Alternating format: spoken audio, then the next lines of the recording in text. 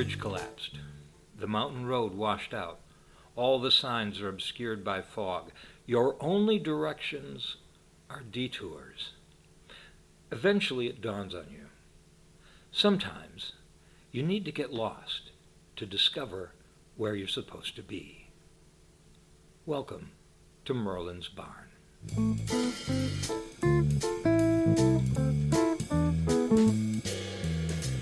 So, did I tell you we solved that library problem? Oh, that's wonderful. I know that was really vexing, so I'm glad to hear that's been taken care of now. Yes, we're quite happy about it. All right, welcome to yet another episode of Merlin's Barn, broadcasting to you from Fort Blanket, south of the Yukon. Tonight we have myself, Merlin. T. Nicole. And Matt. And we are going to be finally interviewing Hot Todd tonight. He is somewhere, I'm hoping, in the building. No, almost. He was so close. He's stuck on the tarmac. They're de-icing his plane at Hagerstown Regional Airport. I didn't know Eastern Airlines still flew. I didn't either. That may be just an old plane with the lettering still on the side. Is that why they're de-icing it in September? Yeah, portal. Okay, that's why he's stuck on arrival instead of takeoff too. Okay, it could also be like if a bunch of guys in a black SUV pull up and grab you, we know why. Oh! You think it's one of those? It's one of those American-made sort of situation kind of planes. It's gonna be one of those like this. We're gonna get flashy thingy. Oh, you went Men in Black. Okay. Yeah, I went Men in Black. I was going American-made into cocaine running. I was going like X-Files Men in Black. That has to be something that's happened to Matt at this point with his job. Not quite, almost, but... See? There's only so many things that we can talk about. Like the non-existent countries, not just the stands. All right, so... That's Albonia? Albonia, land of mud. Yay! Scranton, that's a non-existent country too, isn't it? North Dakota. No, yeah, it's another one that doesn't exist. And then there's Delaware, which just shouldn't exist.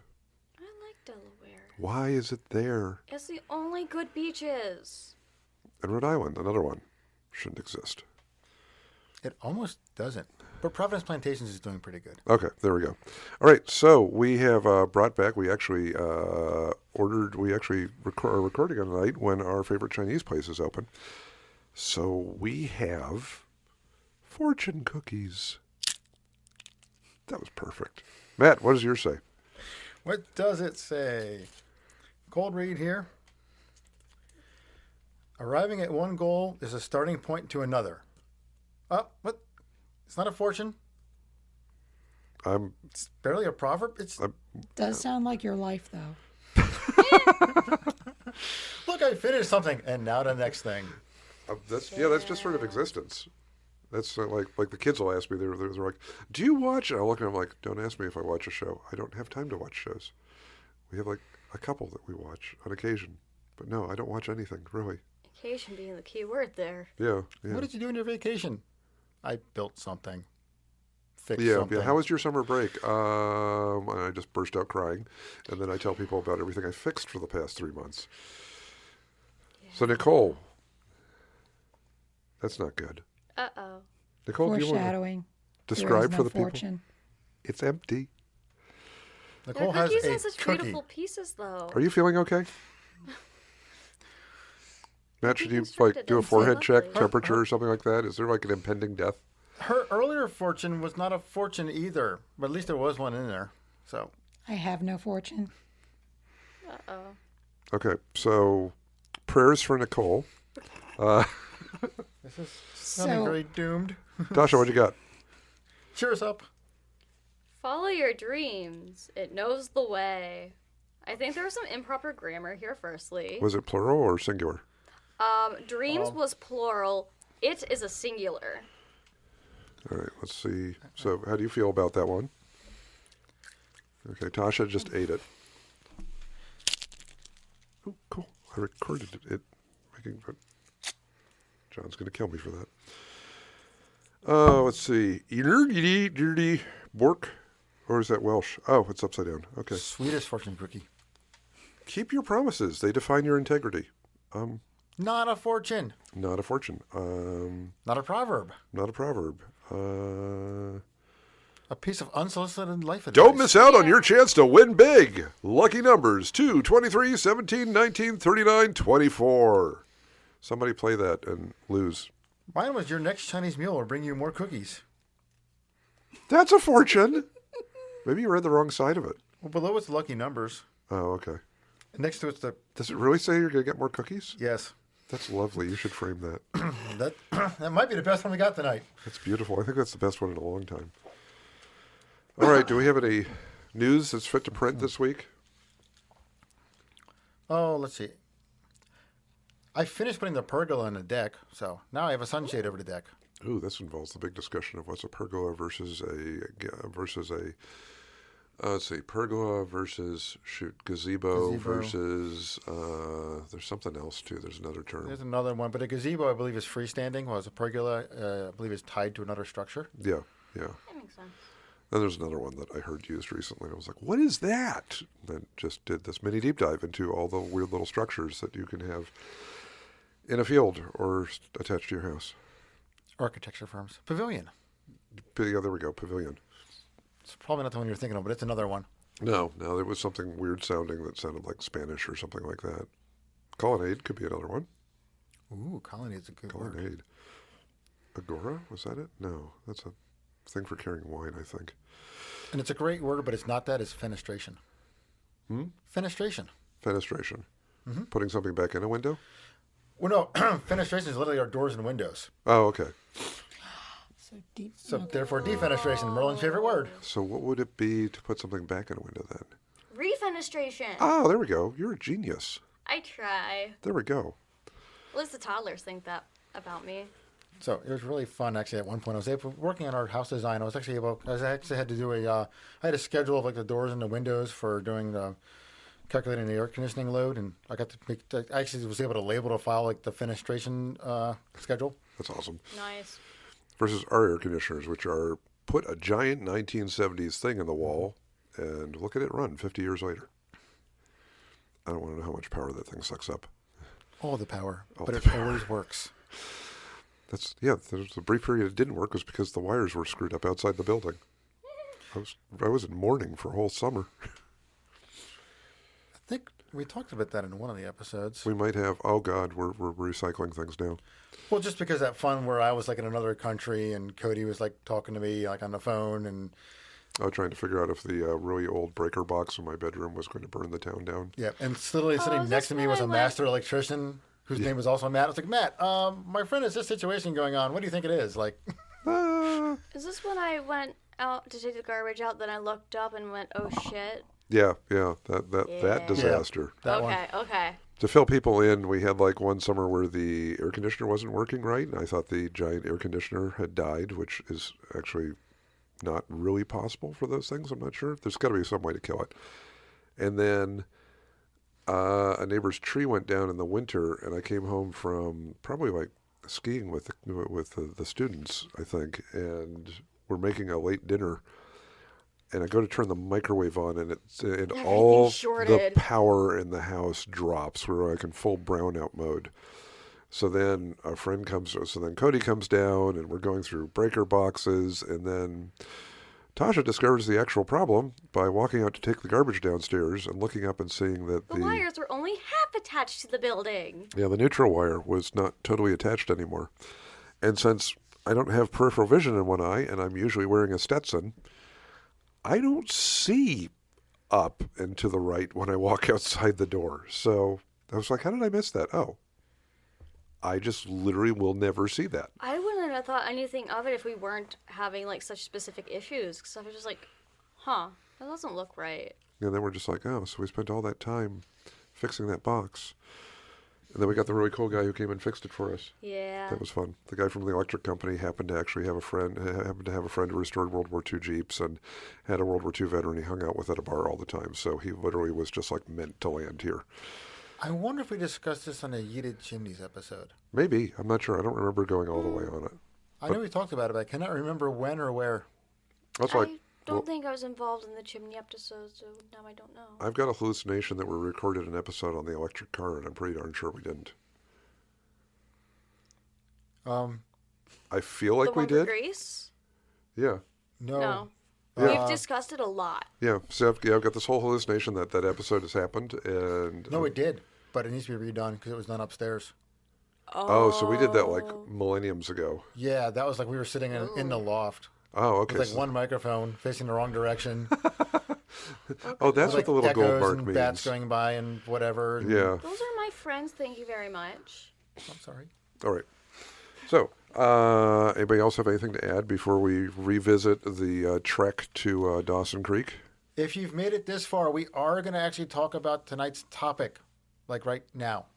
So Yeah. Please don't shut us off yet. Yeah, don't shut us off yet.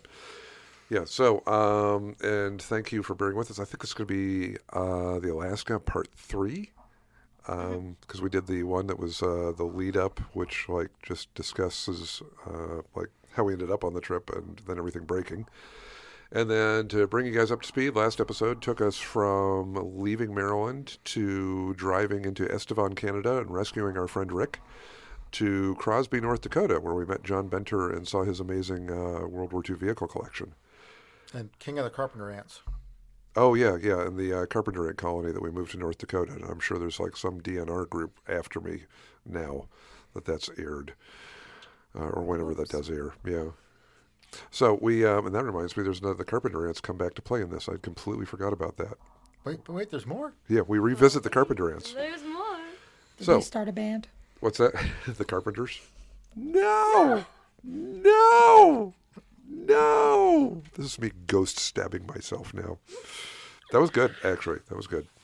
I do like their one, like, really Good night, depressing all. Christmas song. What's what the ants did? No, the Carpenters. They Oh. had a really depressing Christmas song, but it's really pretty. What was the depressing Christmas song? Oh, God, I don't remember off the top of my head. I think I found it because I saw it in a Gerard Way interview. Oh, okay. So, all right. Yeah, so there you go. back on track, because there's people shutting us off now and saying, Matt's doing like murder board type stuff at this point. I'm just trying to connect the dots. I think I got it. There are no dots, only Zool.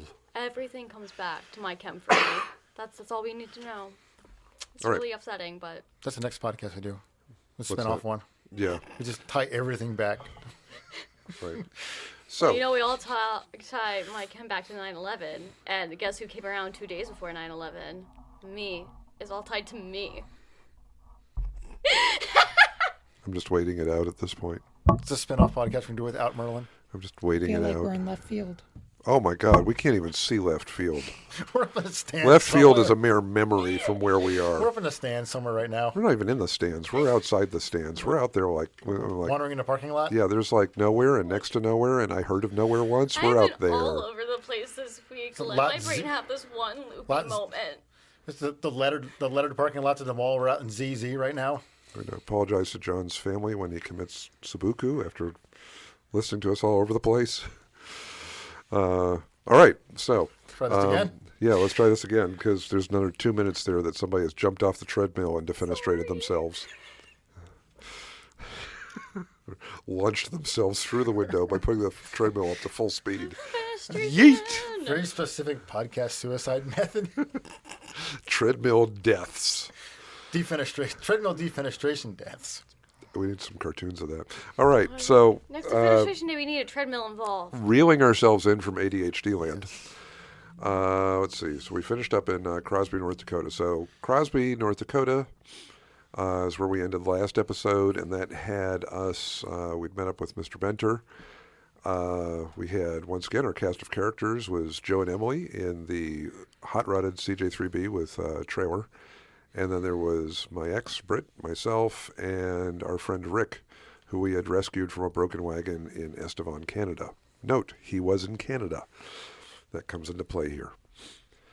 So we rolled, I know the photos I have in the book are from like sunset. And really what we were doing was, and we talked about last episode, was rolling until we could find a campground. And so we had found that there was a town over the border in Montana called Plentywood. Was there plenty of wood? No, Oh. no. Was And there no wood? I think there were a couple trees. There was like land of disappointment. Alright. So we headed into, we got to Plentywood late at night. Actually, no, it wasn't too late. We still had some sunlight now. I remember it's... Maybe it's just too dark to see the trees. No, I don't A think note there... for audio guy John: if you back up last week's episode by about 3 or 4 minutes from the end, and you fast forward this one to about a minute ago, they will overlap and sync almost perfectly. Whoa. Okay, so we were there. We were here on the last episode then. Not only were we here, Oh, it was cool. the same comments about trees and plenty of wood. We It hadn't was the fa- same conversation. we hadn't found the campground though, had we? I think we're just getting No, there. I think. Okay, I cool. believe that's what I said. I think this is where you can sync them up if you want to Okay, remove cool. the fluff and line things up. There we go. Yes, yeah. Okay, so we rolled into Plentywood. We had a note that there was a campground there, and I think we were following what little GPS was working for us, and rolled across. The campground we found took us across 2 sets of railroad tracks, I believe, and into this just... there was like dead grass, one camper, little poles for electric, a shed with paint flaking off of it, and an occasional tumbleweed just rolling through. And yes, I do remember there were a couple very not healthy looking trees.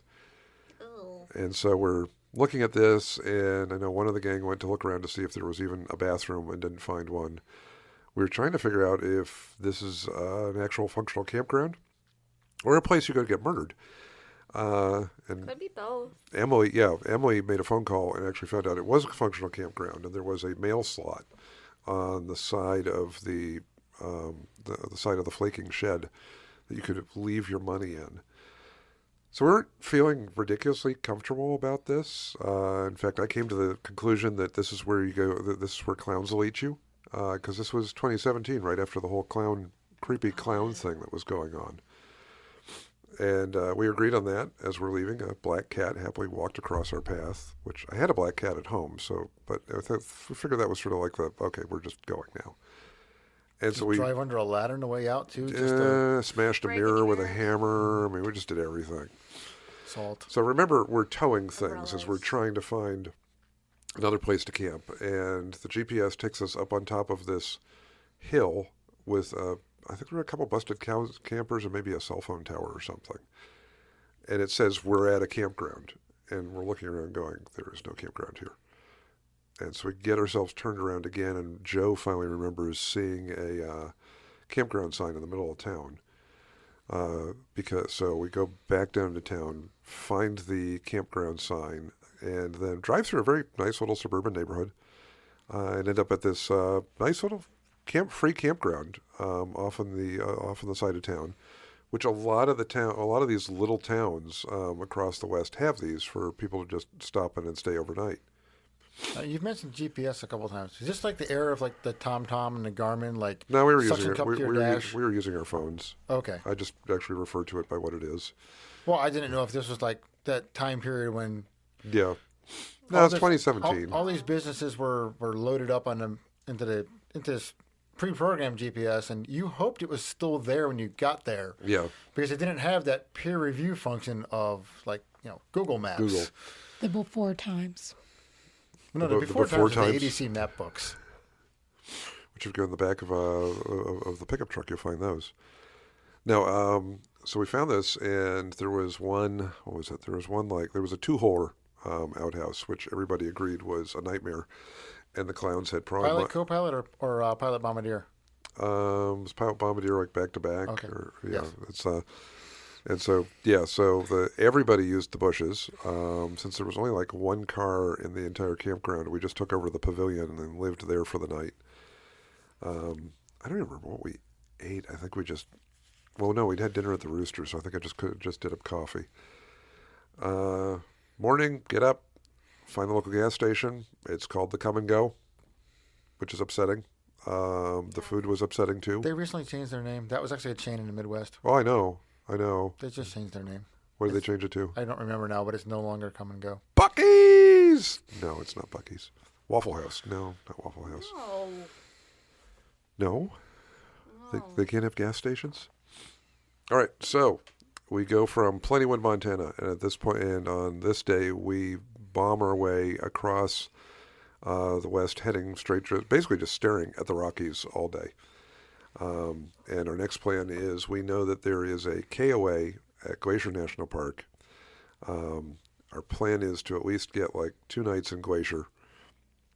Enjoy wandering around there. So we get to Glacier. There's a nice little like tourist village when you go in there. A lot of hair-raising narrow roads with steep drop-offs, which are great when you're in a Jeep, towing a Jeep, coming around sharp bends. We navigated those. We get up to, I think it's St. Mary Lake. There's also the river there. No, St. Mary Lake is up further up. There's a St. Mary River. So we get to a little village where the KOA is, and we drive our way up to the KOA and find a sign that says full, even though it really looked half empty to us. So dreams are a little bit dashed at that point. We pull out from the KOA, and there's a campground called Divide Creek with a partially finished bathhouse. And we pull in there, and we get talking with them, and they immediately recognized us because apparently they'd been driving behind us through the mountains earlier. And they were officially not even opened at that point. But they also knew that all the other campgrounds were filling up. So they said, if you can't find a space, come back. So we broke up and explored all the other campgrounds and found everybody was absolutely full. And went to a pizza place that I believe possibly had the slowest service on the planet. Remember we got Worse than the local McDonald's. Yeah, actually makes our That's local possible? McDonald's. Yeah. It makes our God. Littlestown McDonald's look like speed demons on God. on crack. This was I mean, just. a lot of them look like they're on crack, but you know. I think it took an hour to get the pizza. So we had ample time to discuss our situation and our lack of place to stay. And went back to Divide Creek, where they welcomed us with open arms, gave us a campsite that we could put up our tents on and pull the Jeeps in around. We were at that point accepting of the fact that, okay, there is a partially built 2-hole outhouse in the woods, no showers because the bathhouse isn't finished, but there's a river. And this is where you're like, you just start accepting your standards, just keep going down and down and down as you go along. You're like, okay, the woods smell nice, so I can go out there to the outhouse, and okay, river's nice, good, I'm fine with this. So stayed overnight, got the Jeeps unhitched, and the following day we did a run up to the mountains where we started to learn Mortimer's exciting problems, which is what happens when you grab an engine off the shelf and throw it into them 2 days before you're leaving on a trip. And I think we got into Glacier National Park, and Rick decided to let the young ones go and play. And he just slept in his little lean-to tent. And we headed up into the Glacier National Park, and Mortimer proceeded to as we went up into the mountains, 200 degrees, 210 degrees, 220 degrees. For those not automobile people, over 180 is just not good, especially for a World War II Jeep.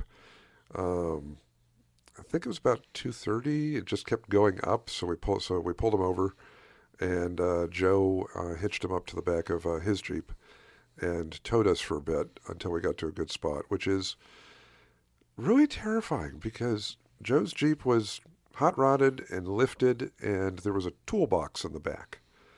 So you're not sitting down in a seat. You're sitting perched on top of this toolbox, me holding onto the roll bar for dear life as I'm staring down God knows how many 100 feet on this sheer drop next to the road. It was a lot like riding a roller coaster for me, where I accept my death and I cry. That's what it felt like. We got some good photos even with. I think we had a gnome we were carrying with it because I know in the book there's a gnome keeps popping up. I don't know where the gnome came from, but we had. Do we know where he is? I have to one say. Of the, pantry gnomes? No, this was a good-sized gnome. I'm not totally sure where he is. I mean, we picked up different mascots, but I think the gnome started the trip with us. I mean, Please tell me the gnome is in Alaska. I don't know. We did repatriate some salmon to Alaska. I put a can of wild salmon into an And I Alaskan hope river. you brought the gnome home to Nome, Alaska. Oh God. Sorry. I'll just leave now. That's wonderful. I'll go now. No, I didn't. Bye, Matt. No, Just he's kidding, back. I'm back. He's back. All right, so we started fiddling with Mortimer, and we pulled his thermostat out. We ran him without a thermostat. We went back into the mountains. Joy, excitement, still didn't fix it. So it was a day of fussing around doing that, or at least a morning of fussing around doing that. Got back to the campsite, and Rick was gloriously sprawled out in the sun, sleeping on one of the tables. And I think actually, the more I think about it, I think we spent the morning up in the mountain, and then I think that was when we decided, and then we headed up with a plan of getting over into Canada and finding a place to stay before getting up to Dawson Creek. So that was the plan. What happens to plans? We've discussed this. So we head up to, I think it's the Carway Crossing. We have a nice drive. We have a nice drive up there. We get to the crossing. We already know how the last crossing went. No, I did not have firewood in the Jeep. I believe Joe's Jeep was once again pulled into the giant shed for an inspection. We were all brought inside the building, and as Alice's restaurant would go, like injected, inspected, rejected, asked all sorts of questions, and a member of our party was rejected for reasons we won't even go into for the convoluted mess that it was, which apparently happens a lot at this border crossing. So we're supposed to be heading up to Dawson Creek, and all of a sudden, we've got our friend who we just rescued from Estevan, Canada, who isn't allowed back into Canada, which also had us all pretty angry because if he'd been able to stay in Estevan and somebody could have picked him up there and kept going, he would have been fine. So what Rick decides is he says, okay, why don't you take me back to Glacier National Park? I'll get a motel room. I'll find a way home. And then you can catch up with the rest of them on their way to Dawson. So my ex gets in with Joe and Emily, hops in their Jeep. They head out across the border. My job at that point is to head back to Glacier National Park, drop Rick at a hotel, let him find a bar, and then turn around and head back for the border. So we get over to the American crossover, and the guy, I think he noticed we'd gone north and we were coming back, and starts asking questions, and picks up on what's going on. He says, "So what are you going to do?" And I said, "Well, we're gonna leave Rick down in a glacier." And he looks at me. He goes, "Is he your friend?" I said, "Yeah, Rick's my friend." And he says, "Do you hate your friend?" No. Why? Well, your plan is not very nice. And I'm sitting here going, Damn. oh God, he's this wonderful old sort of gnome of a fellow. I mean, he was actually absolutely amazing. And then he says, listen, he says, this is I think Blackfoot Reservation, one of the largest, if not the largest in North America. He said, yes, that seems like a nice little tourist town there. But there's no way in or out unless you have a car. You're not flying out of there. You're not renting a car to get out of there. There's no bus that's going to take you out of there. He says, if you leave your friend there, your friend might be there for a month. And Like you could pick up on the way back from Alaska. Yeah, which we hadn't even thought of. Because he hadn't either. Yeah, we're in like continual panic mode at this point of just like, what the hell are we doing? And so then he looks at Rick and he says, he says to Rick, he says, he says there are a lot of military who are turned away at this border crossing. And he says, so this is what you're going to do. He says, your friend who likes you is going to take you to Great Falls, Montana. He says, and then what you're going to do is you're going to get a flight to Seattle. He says, from Seattle, you're going to fly to Fairbanks. And then you're going to rent a car. And you're going to go to the border and meet your friends who are driving up the Alaska Highway when they cross over the border. There's almost like that moment in The Grinch where like his heart grows or something like that, because you could see Rick regain hope that this like lifetime bucket list trip was not completely destroyed by somebody at the border crossing. And so I'm just like, okay, well, the group of them are driving north. I'm apparently going to Great Falls, Montana, and I will catch up with them. So I send a text saying, hey, plans changed. We're going to Great Falls. I will find you guys sometime tomorrow. That wasn't a good idea.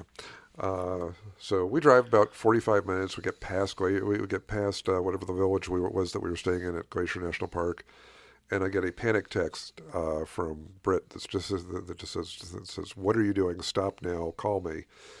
And we have a conversation, which largely comes down to, "Stop what you're doing, come back and get me, because with the way this trip is going, something's going to happen, and you're not going to be allowed to cross the border."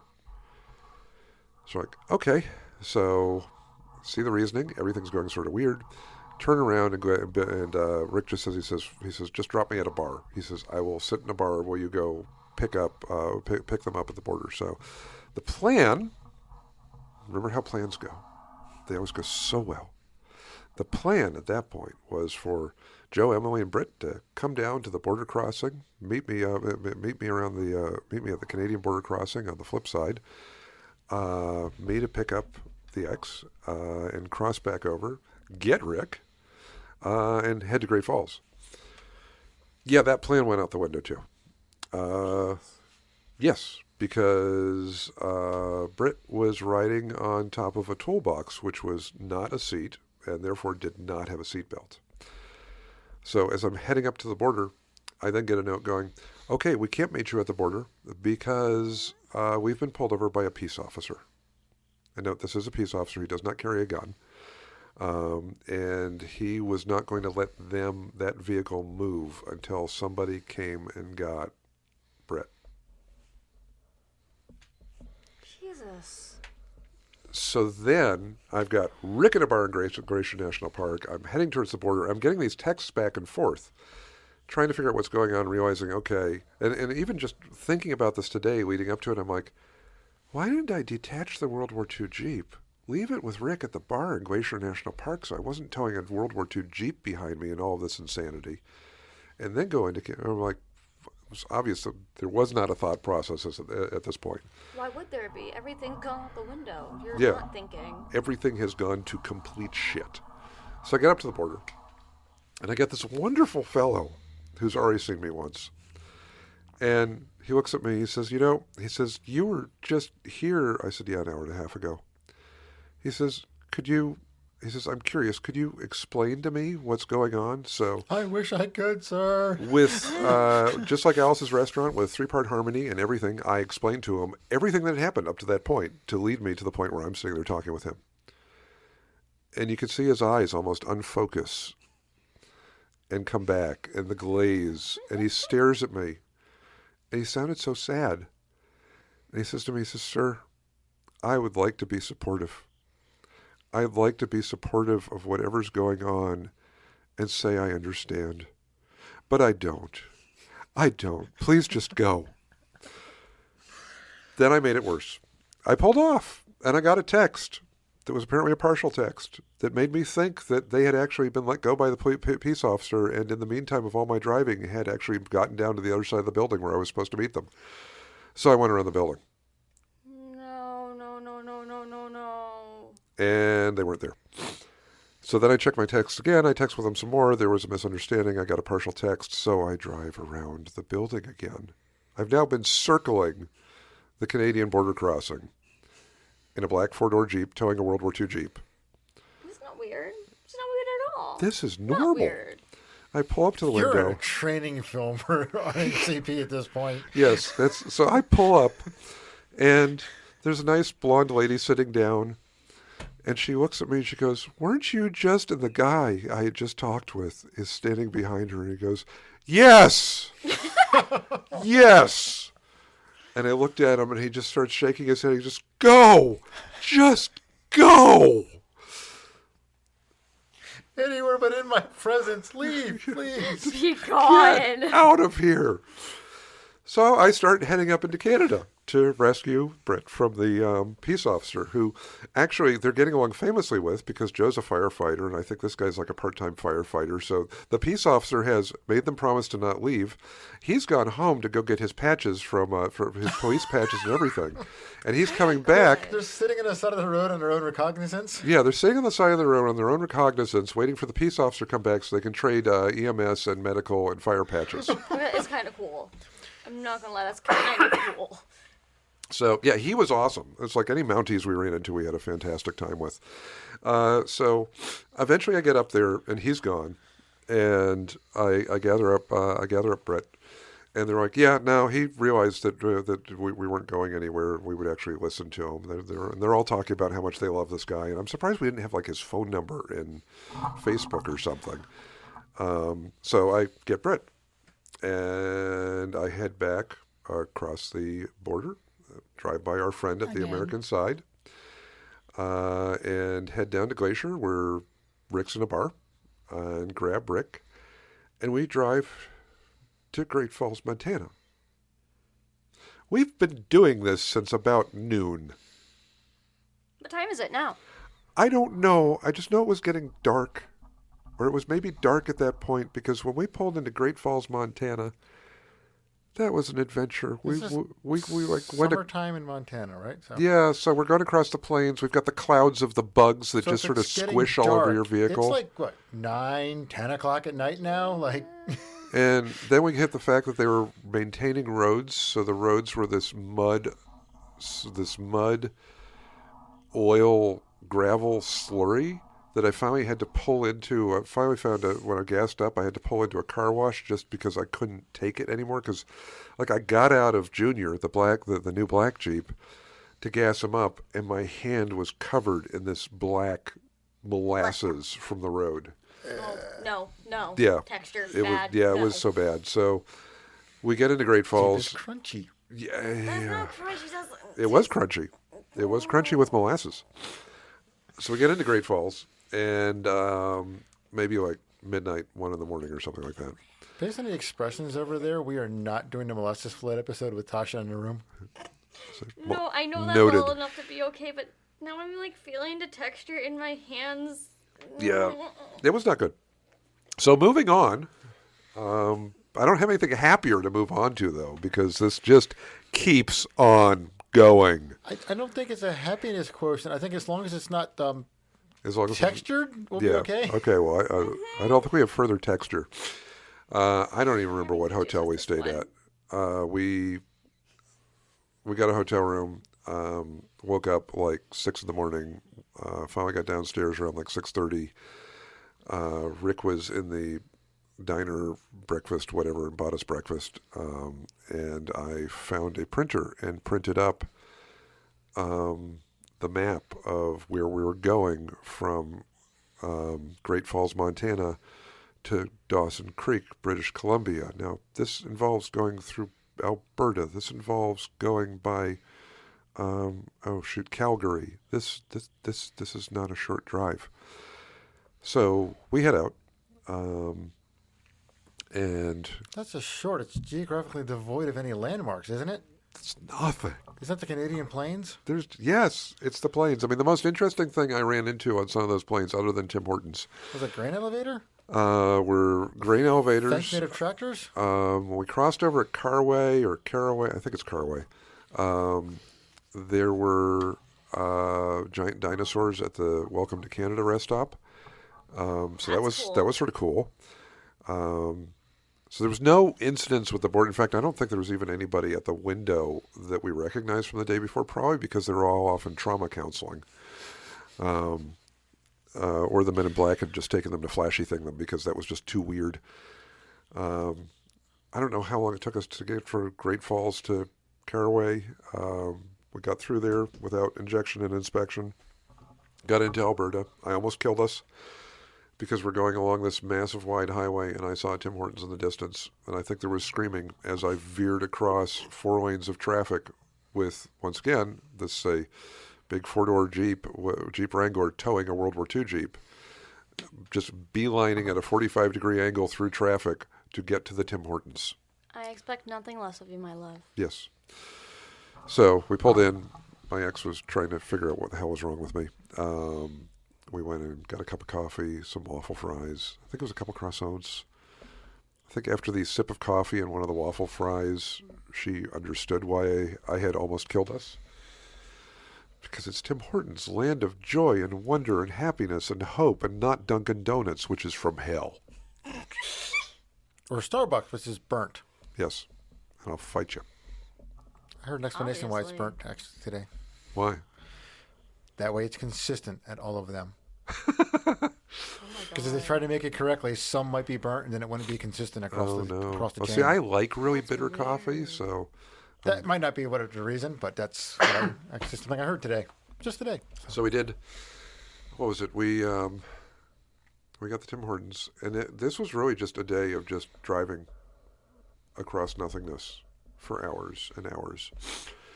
And I'm very glad that I was making a point of not when I filled up Junior. At one point, I filled up Mortimer, the World War II Jeep, and I filled up the 5-gallon jerry can on Mortimer.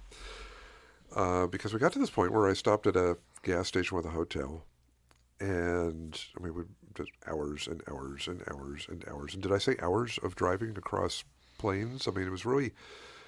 One place was really cool that we drove by. It was basically it seemed like almost the entire farm was bordered with McCormick threshers, or combine thresher type things, those galvanized steel things. Yeah.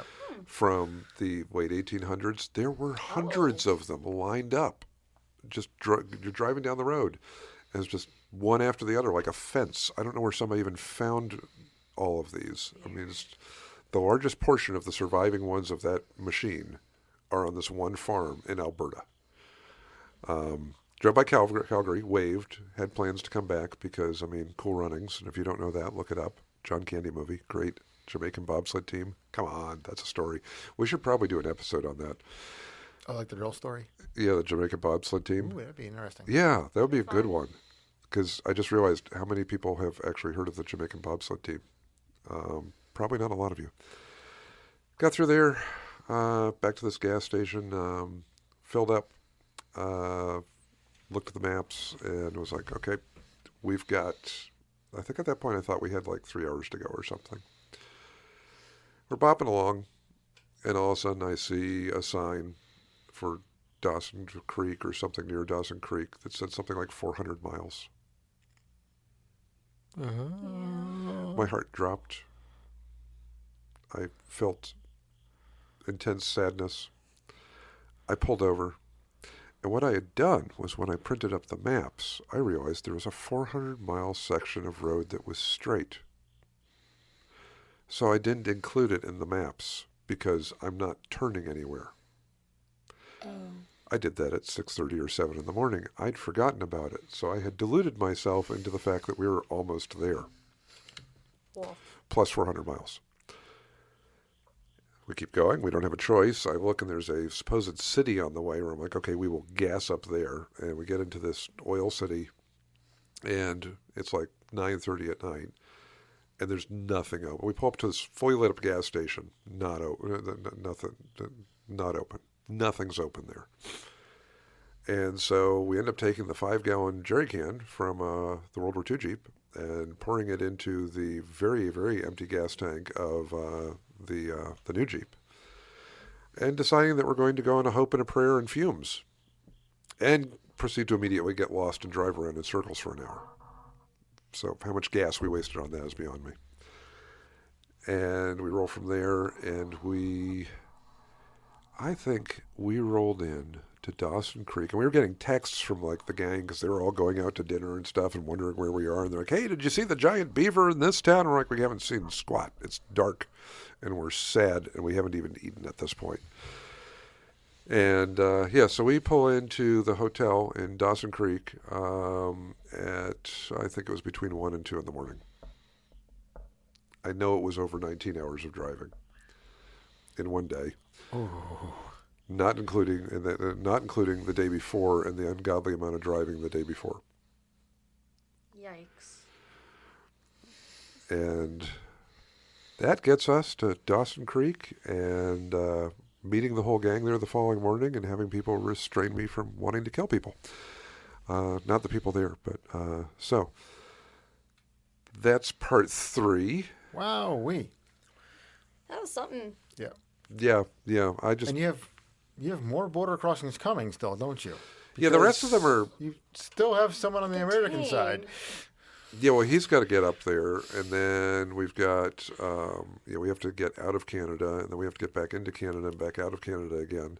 So I'll just address that. I'll just put a button on the Canadian border crossing because I've gone up to Toronto a few times. I have found I've had difficulties. I've always gotten through, but I've had difficulties with the Canadians. I've been to 70 countries, and I get more questions from the Canadians at the border crossing than like anywhere else I've gone. See, I've never had a problem with the Canadians. I've had a problem on the American side. I've been held up more on the American side. Generally, I do okay with the border. I mean, there was the Canadians and the Americans with the piece of wood. I think the only time I was at risk of like having the vehicle like stripped really was coming back from Toronto after marching with the 1st Canadian Parachute Battalion veterans in like 2003 or 2004, and I had my pickup truck with a tonneau cover on it, and our friend Bill Max had bought a bunch of military equipment up there and loaded up my truck with it. So we had a communications tower broken down in the back of the truck. As one does. They had us pull over, and they open up the back, and the guy takes one look at the amount of military green packed into the back of that thing and then just pulls us in, and then asks us to follow him inside. As we're standing there, a fellow walks by, and I think he saw the the battalion veterans sticker on the truck for the battalion. And he comes in and he looks at, and the fellow who brought us in starts talking to this other supervisor type fellow, and the supervisor type fellow looks at us. He goes, "Were you just in Toronto?" "Yes." "Were you up there marching in the Warriors' Day parade?" "Yes." "Oh, so you're marching up there with the veterans, right?" "Yes." And he looks at the other fellow. He goes, "They're reenactors. Let them go." Nice. Well, so I wanted to say, like, I never had a great deal of trouble with the Canadians, but I get more questions from them than I had like anywhere else. And on the American side, I wouldn't have any problem coming or going. Mm-hmm. 2 funny stories.